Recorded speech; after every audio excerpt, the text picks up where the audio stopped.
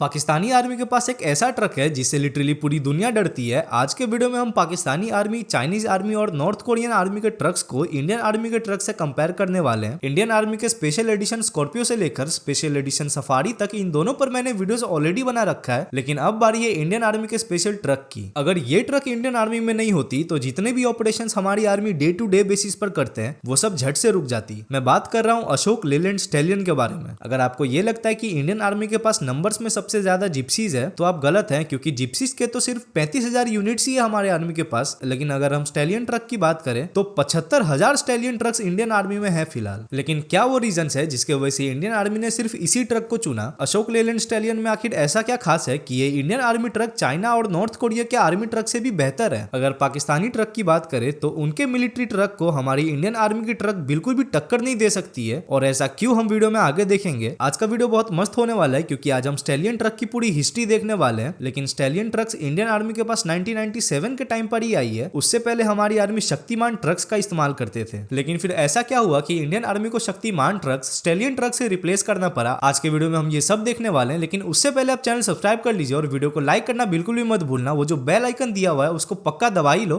ताकि जब भी मैं कोई भी वीडियो डालूं आपके पास सबसे पहले मेरी वीडियो पहुंचे। इंडियन आर्मी को स्टैलियन ट्रक्स क्यों पसंद है ये देखने से पहले हम ट्रक्स की इंपॉर्टेंस क्या होती है किसी भी आर्मी में ये देख लेते हैं। अगर एक लाइन में बोलूं तो ट्रक्स किसी भी आर्मी की बैकबोन होती है। अगर आर्मी को बहुत सारे सोल्जर्स को एक जगह से दूसरे जगह ले जाना रहता है तब ट्रक्स का इस्तेमाल किया जाता है। अगर आर्मी को वेपन्स या मिसाइल्स एक जगह से दूसरे जगह ले जाना रहता है तब भी हमेशा ट्रक्स का इस्तेमाल किया जाता है। राशन से लेकर मिलिट्री इक्विपमेंट सारी चीजें ट्रक्स के ही मदद से ट्रांसपोर्ट करी जाती है। और क्योंकि इंडियन आर्मी के मिलिट्री लोकेशंस बहुत ही एक्सट्रीम जगहों पर है, जैसे कारगिल हो गई, सिक्किम हो गई, अरुणाचल हो गई, इन सब जगहों पर रोड्स भी बहुत खतरनाक होते हैं। इनफैक्ट रोड्स होते भी नहीं है, पूरा ऑफ रोडिंग वाला ही पैच रहता है जहां ट्रक सबसे बेस्ट तरीके से परफॉर्म करती है। 1971 में जब इंडो पाकिस्तान वॉर हुआ था तब शक्तिमान ट्रक्स के वजह से हमारे बहुत सारे सोल्जर्स को टाइम पर मेडिकल रिलीफ मिला था। शक्तिमान ट्रक्स ने उस वॉर में राशन से लेकर वेपन्स तक सब कुछ पहुंचाया था। कुल मिला के चाहे वो इंडियन आर्मी हो या किसी भी देश की आर्मी, ट्रक्स के बिना कोई भी आर्मी ढंग से ऑपरेट ही नहीं कर सकती है। Trucks are the backbone of any army. जब इंडो पाकिस्तान वॉर की बात चली रही है तो आज तक इंडियन आर्मी ने जितने भी ट्रक्स इस्तेमाल किए हैं उन सबको हम देख लेते हैं। इंडिया को जब नया नया इंडिपेंडेंस मिला था तो हमारी आर्मी उस टाइम पर ब्रिटिशर्स के जो ट्रक्स हुआ करते थे उसी को इस्तेमाल करते थे, क्योंकि डिफेंस का बजट बहुत कम था, इसलिए हमारी आर्मी के पास कोई ऑप्शन भी नहीं था। ब्रिटिशर्स के ट्रक से इंडियन आर्मी का काम चल ही रहा था, लेकिन वो ट्रक्स इतनी भी अच्छी नहीं थी। इसलिए 1950s में इंडियन आर्मी ने बेडफोर्ड ट्रक्स को यहाँ इंडिया में असेंबल करने का लाइसेंस ले लिया। लेकिन फिर कहानी में एंट्री हुई शक्तिमान ट्रक्स की। 1960s में इंडियन आर्मी ने शक्तिमान ट्रक्स को शामिल किया। और शक्तिमान नाम सुनकर अगर आपको ये लग रहा है कि शक्तिमान ट्रक्स इंडियन थी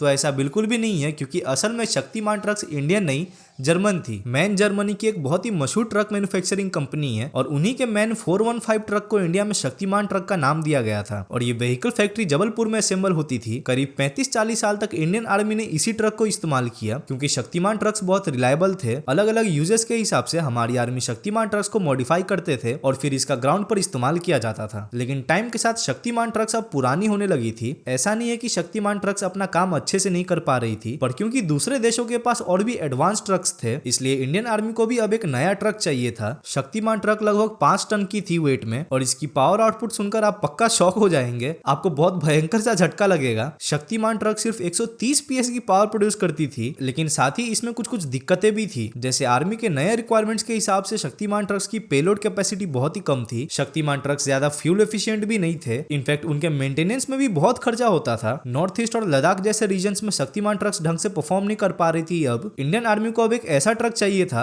जो मॉडर्न हो, एफिशिएंट हो, जो इंडिया में हार्श मिलिट्री लोकेशंस पर भी बहुत आराम से परफॉर्म कर पाए। और अब कहानी में एंट्री होती है अशोक लेलैंड के स्टैलियन ट्रक्स की। अशोक लेलैंड का नाम आपने पक्का सुन रखा होगा, बहुत सारे मीम्स बनते रहते इसके नाम पर। तो 1990s के टाइम पर अशोक लेलैंड अपने कमर्शियल ट्रक्स को लेकर बहुत पॉपुलर थे। उनके ट्रक्स का मेंटेनेंस बहुत कम होता था, साथ ही उनके ट्रक्स बहुत अच्छा भी परफॉर्म करते थे। और अगर फ्यूल एफिशिएंसी की बात करें तो उसमें भी उनके ट्रक्स बहुत अच्छे थे। इसलिए इंडियन आर्मी ने सोचा कि क्यों ना अपने देश के लोहा का ही इस्तेमाल किया जाए है बहुत हो गया जर्मन ट्रक्स, अब हम इंडियन ट्रक्स को यूज करेंगे। इंडियन आर्मी ने अशोक लेलैंड को ये टास्क दे तो दिया, ये कहकर कि best to best military truck हमें बनाकर दो। इसलिए अशोक लेलैंड के इंजीनियर्स ने इंडियन आर्मी के साथ मिलकर इस प्रोजेक्ट पर काम चालू कर दिया और फिर स्टैलियन ट्रक के कुछ प्रोटोटाइप्स को बनाकर अशोक लेलैंड वालों ने इंडियन आर्मी को हैंड ओवर कर दिया। इंडियन आर्मी ने फिर इन स्टैलियन ट्रक्स के साथ बहुत ही भयंकर वाला टेस्टिंग किया, जितने भी खतरनाक टेरेन्स हमारे देश में हैं उन सब पर स्टैलियन ट्रक्स को चलाया गया और फिर इंडियन आर्मी को ये ट्रक बहुत अच्छी लगी और थोड़े ही टाइम बाद अशोक लेलैंड को ऐसे और बहुत सारे स्टैलियन ट्रक्स का ऑर्डर दे दिया गया। टाइम के साथ स्टैलियन ट्रक्स इंडियन आर्मी में और भी बढ़ती चली गई और आज 75,000 से भी ज्यादा स्टैलियन ट्रक्स हमारे आर्मी में। लेकिन अब हम ये देखते हैं कि इंडियन आर्मी सिर्फ स्टैलियन ट्रक्स का इतना इस्तेमाल क्यों करता है। सबसे पहला और सबसे बड़ा रीजन इसके पीछे है स्टैलियन ट्रक्स की रिलायबिलिटी। किसी भी आर्मी में जो ट्रक इस्तेमाल किया जाता है उसका रिलायबल होना बहुत जरूरी है, नहीं तो पता चला वॉर के टाइम पर हमारी ट्रक्स काम ही नहीं कर रही है। स्टैलियन ट्रक्स सियाचिन जैसे ठंडे जगहों से लेकर राजस्थान जैसे गर्म इलाकों में भी बहुत अच्छी परफॉर्म करती है, जिसके वजह से टाइम के साथ इंडियन आर्मी का ट्रस्ट इन स्टैलियन ट्रक्स पर और भी बढ़ता चला गया।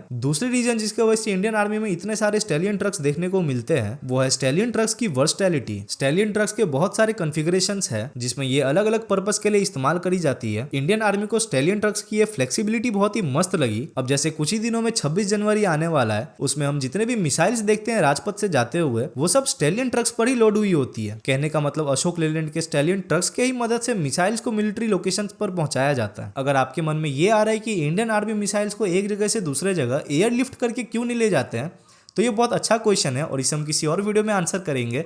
मजाक कर रहा हूँ भाई।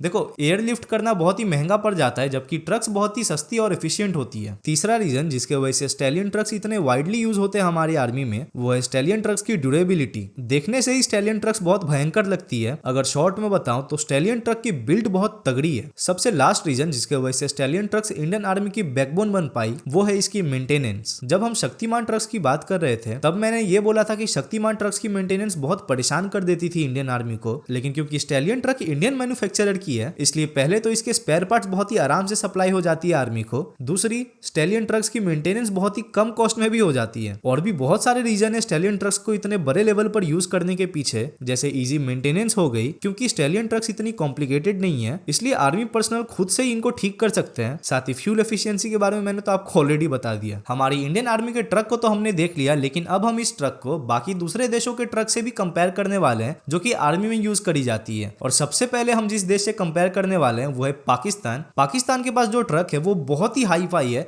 टेक्नोलॉजिकली इतनी एडवांस ट्रक है जो कि मतलब शायद हमारे देश के पास भी वैसा ट्रक आज तक नहीं कभी आया है। और अगर आप इसका नाम सुनेंगे तो आप शॉक हो जाएंगे। साथ ही इंडिया ही नहीं दूसरे बाकी देश भी इस पाकिस्तानी ट्रक से बहुत डरते हैं। और नाम जानना चाहेंगे आप इसका? बैलगाड़ी।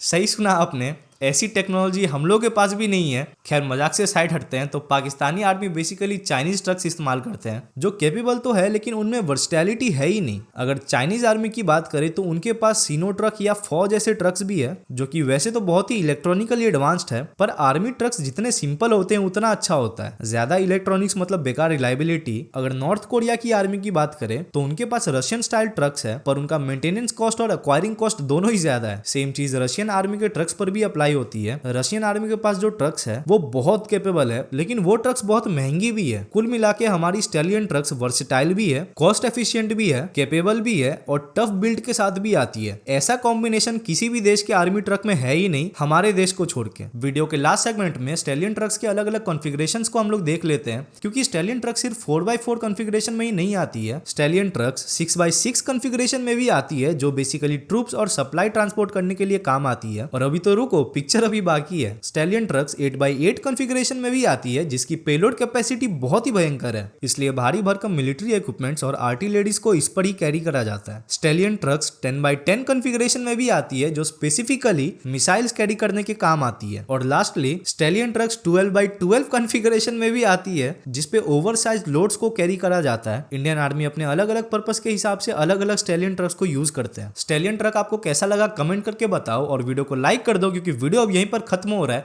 साथ ही सब्सक्राइब कर लो ऐसे टाइप के वीडियोस और देखने के लिए। मैं रेगुलरली वीडियोस अपलोड करता रहता हूं। साथ ही वो बेल आइकन भी दबा लेना ताकि जब भी मैं कोई भी वीडियो डालूं आपके पास सबसे पहले मेरी वीडियो पहुंचे।